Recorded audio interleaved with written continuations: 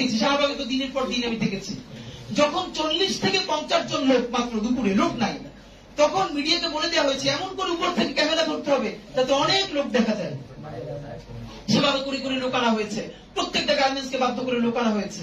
আমার বিশ্ববিদ্যালয়ে, তখন আমি ঢাকা বিশ্ববিদ্যালয়ে পড়ি, আমার ছাত্রলীগের যারা আমার সহপাঠী ছিল, ওদের রুমে dry cake, 7 up, Coke, Sprite, biryani দিয়ে ভরা থাকতো। শাহবাগ হলো পৃথিবীর এমন একটা আন্দোলন যে এখানে কাচ্চি থেকে শুরু করে সমস্ত খাবার দাবার দিয়ে আন্দোলন করা হয়। তো ওরা সব রুমে নিয়ে আসতো, যেগুলো এক্সট্রা থাকতো ওরা আবার ফ্রেন্ডদেরকে ডাকতো, কার কি লাগবে নিয়ে যান। এই কথা কেন বললাম? একটা মিডিয়া কি তখন সেটাকে মত বলেছে।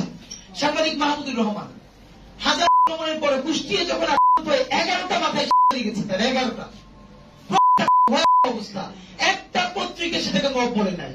আদালত চত্বরে একজন মানুষ আদালতের কাছে গেছে, আদালতের সামনে তাকে বিচার দিয়ে দিচ্ছে।